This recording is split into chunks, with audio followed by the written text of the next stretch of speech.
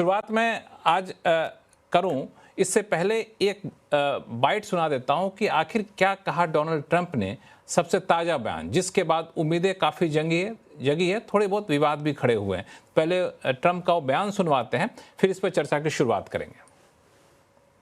India, as you know, has told me they are stop. You know, it's a process. You can't just stop it. But by the end of the year, they'll be down to almost nothing. That's a big thing. There was almost 40% of the oil. India, they've been great. Spoke to Prime Minister Modi yesterday. They've been absolutely great.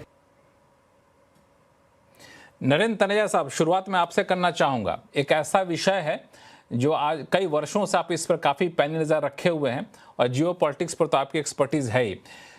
Donald Trump का ये ताज़ा बयान क्या संकेत दे रहा है? एक समय था, आपको भी याद होगा, जब कह रहे थे ट्रंप साहब कि बिल्कुल रशिया से आप ऑयल खरीद नहीं सकते हैं, खरीदना बिल्कुल बंद करना होगा।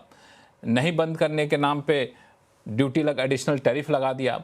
अब कह रहे हैं कि अचानक से तो बंद कर नहीं सकते, धीरे धीरे कम कर लेंगे, साल के आखिर तक काफ़ी हद तक कम हो जाएगा। हालांकि भारत सरकार की तरफ से इसकी कोई औपचारिक पुष्टि नहीं की गई, लेकिन डोनाल्ड ट्रंप ने आधिकारिक तौर पर बयान दिया है। ये क्या संकेत देता है? देखिए, दो चीज़ें हैं। पहली बात तो ये कि उन्होंने कहा था मैं 1 हफ्ते के अंदर यूक्रेन का मसला हल कर दूंगा, वो नहीं हुआ। अलास्का में उन्होंने भारी स्वागत किया रूसी राष्ट्रपति का, उसके बावजूद जो है वो कुछ हुआ नहीं है। वहाँ पे कोई तरक्की नहीं। बुडापेस्ट की बात हुई, वो भी हमने देखा कहीं जा नहीं रही। दूसरी, लेकिन सबसे बड़ी बात है कि यूरोप, जो काफ़ी हद तक अमेरिका का सैटेलाइट माना जाता था, उसने जो यूक्रेन को लेकर रवैया अख्तियार किया है और अमेरिका को लेकर जो रवैया किया है, उससे भी ट्रंप साहब बड़े परेशान हो गए हैं, क्योंकि उनका रवैया जो है वो काफ़ी इंडिपेंडेंट ऑटोनोमस है और उसको भी संभाल नहीं पाए। वो एक तरफ रूस को नहीं संभाल पाए, यूक्रेन में कोई प्रगति नहीं, और जो यूरोप है, जो उनका एक तरीके से दायां या बायां हाथ होता था, वो भी उनके हाथ से बाहर जा चुका है। चीन से जो है उनकी काफी कोशिश कर ली, कि चीन का रवैया बिल्कुल उनकी लाल आंख थी और आज भी चीन की आंख जो है वो लाल है। तो ऐसे उसके अंदर उन्होंने ये भी देखा, भारत पर उन्होंने तरह तरह के दबाव बनाए, यहां तक बोला इंडियन इकोनॉमी इज डेड। उसके बावजूद भारत टस से मस नहीं हुआ। भारत ने स्पष्ट कर दिया कि हमारी नीति रूस को लेके क्या होगी, या तेल को लेके क्या होगी, या अर्थशास्त्र को लेके क्या होगी, ये दिल्ली में तय होगा। इस तरह की जो आप बयान देते रहे, हम उसको कोई ज्यादा परवाह नहीं करते। उनको समझ में आ गया। तो अब उनकी भाषा जो है वो नरम पड़ी है। वो इसलिए क्योंकि उनको दिख रहा है कि कोई विकल्प नहीं। रूस में कामयाब नहीं हुए, यूक्रेन में नहीं हुए, यूरोप में नहीं हुए, चाइना पे नहीं हुए, भारत में नहीं हुए, तो आपके पास विकल्प क्या होता है। दूसरी बात, उनको ये भी समझ में आने लगा है कि भारत अगर पूरी तरीके से रूस से तेल नहीं खरीदता है और रूस का तेल अंतर्राष्ट्रीय जो सप्लाई सिस्टम है उससे गायब हो जाता है या उसका आधा भी हो जाता है, तो तेल की कीमतें जाहिर है $70 से ऊपर चली जाएंगी।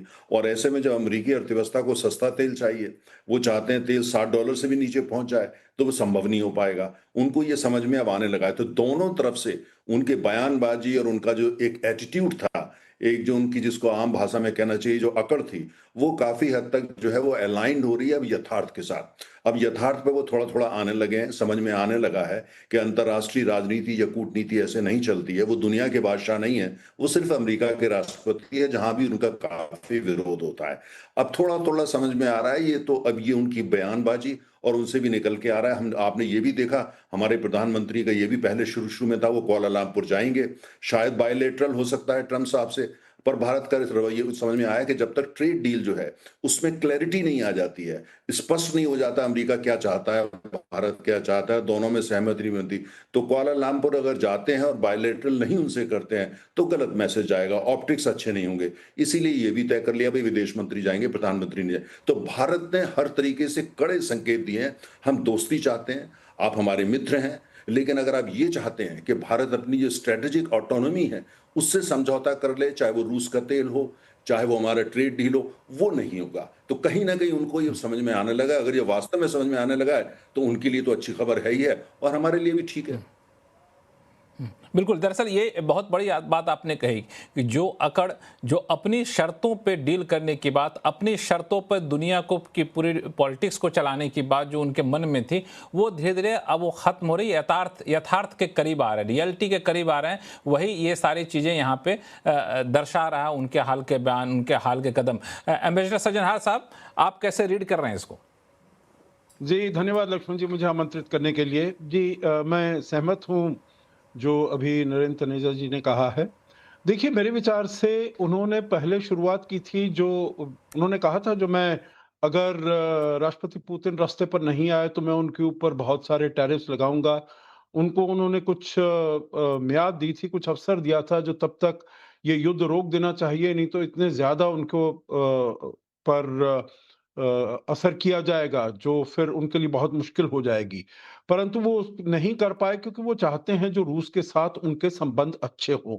जियोपॉलिटिकली वो चाहते हैं रूस के साथ संबंध अच्छे हों, जिससे कि रूस और चीन का जो एक नेक्सस बन रहा है, उस नेक्सस के अंदर वो दरार डाल सकें। रूस को वहाँ से विथड्रॉ करके अपनी तरफ ला पाएँ और उनका जो संबंध है चीन के साथ उसको थोड़ा शिथिल किया जाए। इसीलिए आपने देखा होगा अलास्का में एंकरेज में उन्होंने इतना ज़्यादा भव्य स्वागत किया, परंतु उसका कोई ख़ास असर नहीं हुआ क्योंकि हमने देखा है रूस का जो यूक्रेन के विरुद्ध जो आक्रमण है, वो ना कि केवल उतना ही जारी है परंतु उससे भी ज़्यादा हो गया है।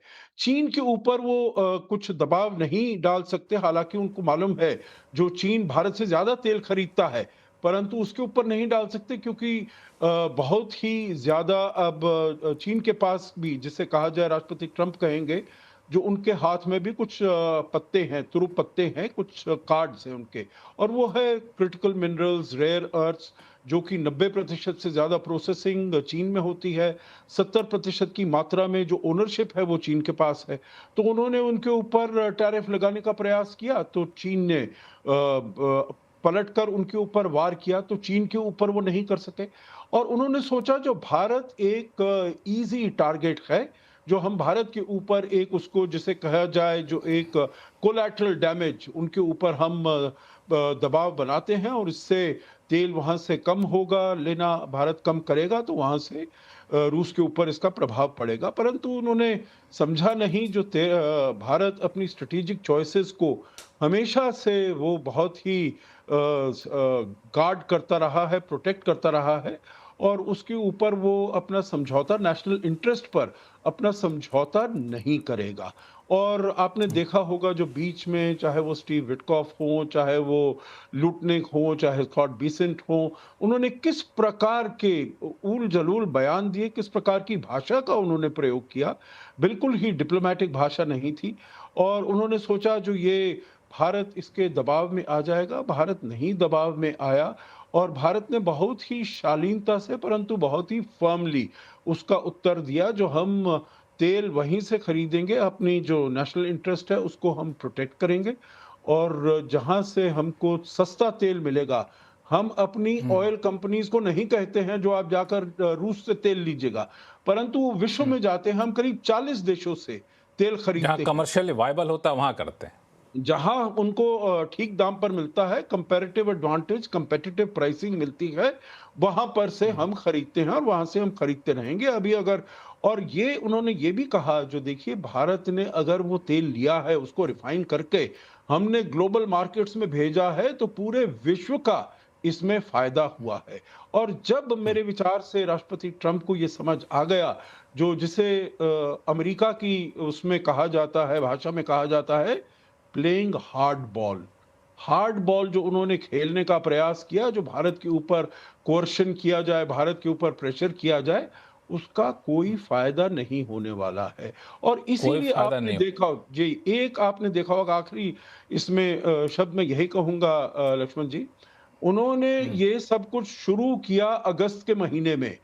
सितंबर के महीने तक उनको ये पता चल गया, आपको मालूम है 17 सितंबर को प्रधानमंत्री के 75वें वर्ष गांठ पर उन्होंने उनको टेलीफोन किया और बताया जो क्या हमारे इतने अच्छे संबंध हैं। देखिए भारत के लिए बहुत महत्वपूर्ण है जो कुछ भी अमेरिका से वो कहते रहें, हमारा संबंध अमेरिका के साथ बहुव्यापी है। ट्रेड एक पोर्शन है, उसके अलावा डिफेंस है, उसके अलावा टेक्नोलॉजी है, उसके अलावा हमारा डायस्पोरा, बहुत चीजें हैं, सबको हमने देखना है और इसीलिए हमने इस रिलेशनशिप को प्रिजर्व करना है। हमने इसको इसीलिए इसको हमने बहुत हमने अमेरिका के विरुद्ध या राष्ट्रपति ट्रंप के विरुद्ध, हालांकि उन्होंने कहा हो जो मैंने ये युद्ध रुकवाया है भारत और पाकिस्तान के बीच में, भारत ने अपना उसमें बयान दिया, वक्तव्य दिया, परंतु उसमें कोई तूतू मैमे की हमने उसमें इन्वॉल्व नहीं हुए।